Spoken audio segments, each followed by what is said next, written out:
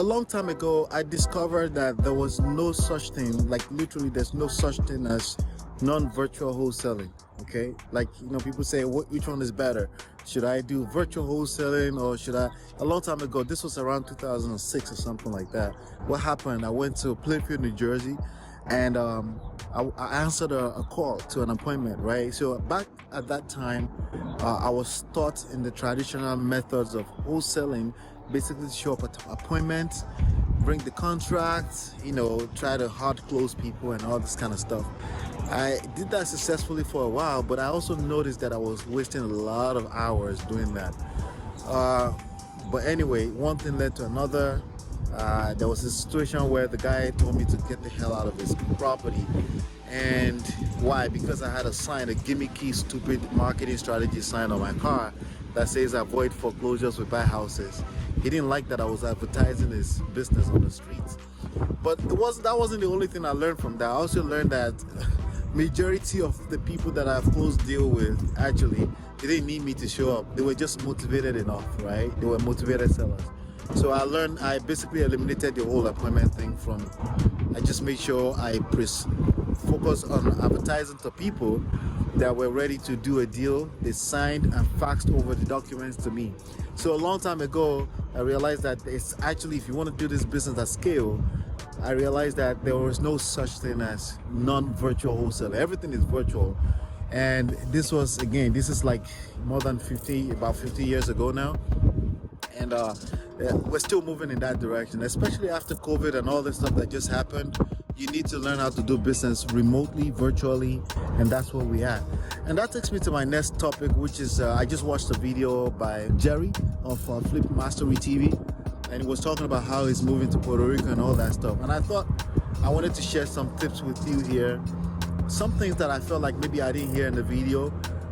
Maybe I didn't hear it properly, but I did hear a lot of the stuff in the video, and congratulations to him. But here's the thing about moving to Puerto Rico, or let me see if I can run this business. There are 5 things, maybe 4 more things now at this point, because the first lesson in this video is that there is no such thing as non-virtual. Everything is virtual, and if you're thinking otherwise, your business is probably going to suffer.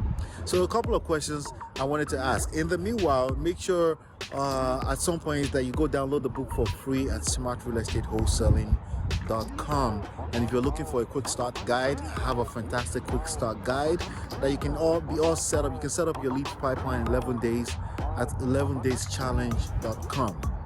All right, so Jerry talked about the Puerto Rico Act 60, which is a way for you to save taxes if you just up and leave and move everything Puerto Rico. I was raised in a third world country. As a matter of fact, I am from a third world country, Nigeria, and I've always knew that you could benefit from the idea of moving. And I thought it was fantastic. I learned for the first time personally, and I'm going to explore that more with my tax advisors, and how you can literally pay only 4% on ordinary income in taxes and 0% on capital gain. That's awesome.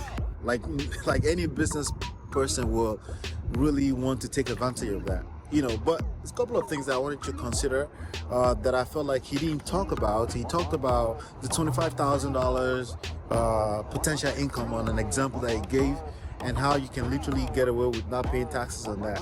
He didn't talk about currency exchange. So as somebody that has done business between Africa and here, currency exchange is a real concern. It can either be on the bad or the good side of that. So I would say while you process that and think about if I should do that, currency exchange is something to consider, and make sure that you're not on the bad side of currency exchange. All right, that's very, very important.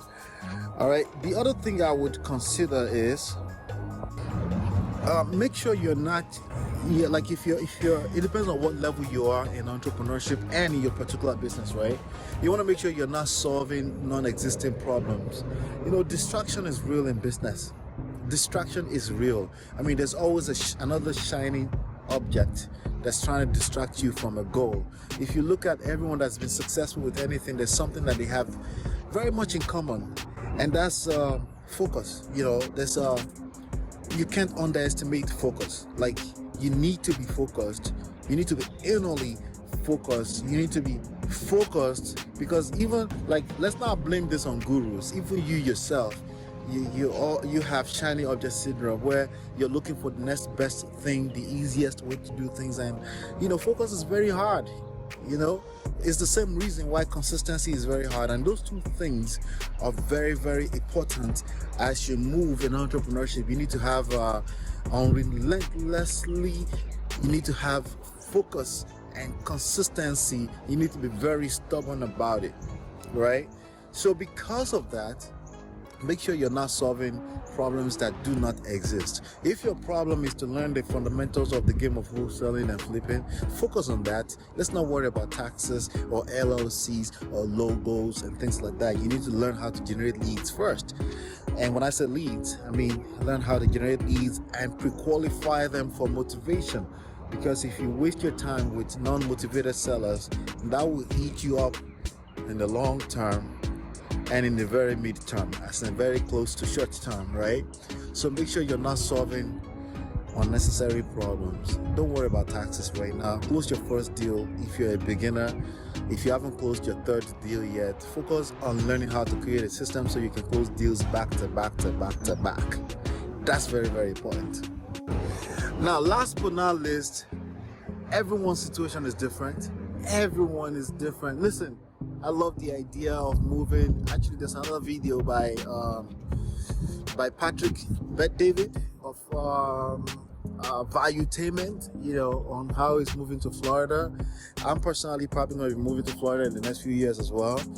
But just stay in your lane. Stay in your lane. If you like this business, again, learn how to not just close one deal. You're not one deal away. I'm sorry to tell you that again. I have another video on that entirely. But you're not one deal away. You are one system away. You need to have a system that's closing deals back to back to back to back. You know why? Because consistency is still the secret. That's the number one secret of everything. Consistency. And you cannot achieve consistency if you're not laser focused.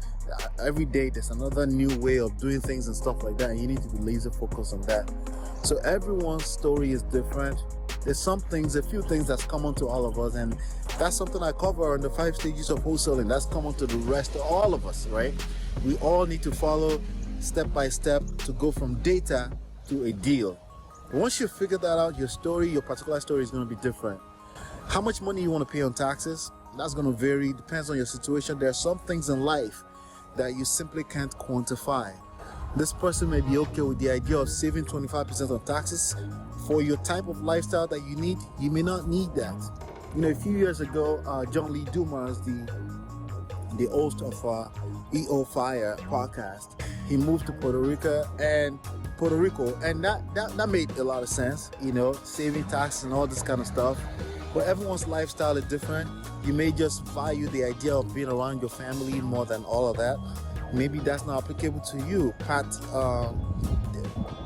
Bet-David actually said, you know what?